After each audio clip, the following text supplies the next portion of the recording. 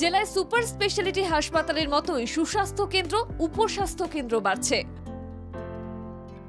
Refer রোগ কমানোর জন্য হাসপাতালের খোল নলচে বদলে দিচ্ছে স্বাস্থ্য প্রশাসন। স্বাস্থ্য দপ্তরের উদ্যোগে জেলায় বড় বড় হাসপাতালের মতোই স্বাস্থ্য কেন্দ্রের সংখ্যা লক্ষণীয়ভাবে বাড়ছে, যার জন্য সুন্দরবনের বৃহত্তর অংশের মানুষ কলকাতায় আসার বদলে জেলাতেই পরিষেবা পাচ্ছে। হাসপাতালের পরিকাঠামোর ব্যাপক উন্নতি করা হয়েছে, ঢেলে সাজানো হয়েছে চিকিৎসার প্রাণ কেন্দ্রগুলোকে, যাতে প্রাণ বাঁচে রোগীদের।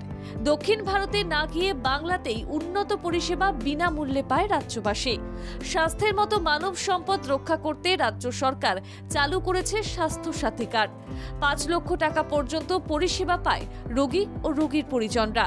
বিনা চিকিৎসায় মৃত্যুর অবাঞ্ছিত অধ্যায় পড়েছে দাঁড়ি। এই অবস্থায় স্বাস্থ্য ব্যবস্থাকে চাঙ্গা করতে প্রশাসন ম্যাক্রো লেভেলে স্বাস্থ্যের পরিকাঠামো বাড়াচ্ছে। মন্দির বাজারে উপস্বাস্থ্য কেন্দ্র গড়ে ওঠায় প্রত্যন্ত এলাকার মানুষের বড় সুরাহা। নাইয়ারহাট প্রাথমিক স্বাস্থ্য কেন্দ্রের মতো উপস্বাস্থ্য কেন্দ্রে চিকিৎসা মিলবে। ৫ কোটি ১৭ লক্ষ টাকার প্রকল্প রূপায়ণ হলে বিস্তীর্ণ এলাকায় মানুষ পরিষেবা পাবেন। উন্নত চিকিৎসা দেওয়ার লক্ষ্যে প্রাথমিক সুস্বাস্থ্য কেন্দ্রের সংখ্যা বাড়ছে। সাধারণ মানুষের সুবিধার্থে এই উপস্বাস্থ্য কেন্দ্র সহায়তা করবে। রোগ সারানোর প্রাথমিক পরিষেবা মিললে তাদের অর্থ ও সময় বাঁচবে বলে রোগীরা মনে করছেন।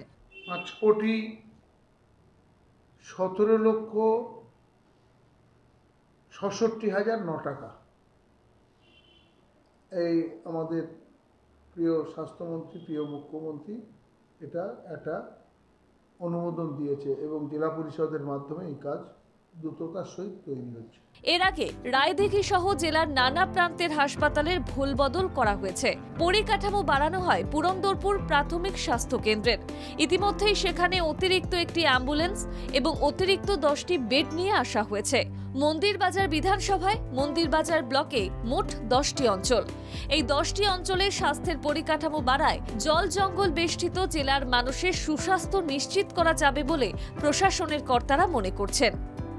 লোকেশ হালদারের রিপোর্ট, বাংলা জাগো।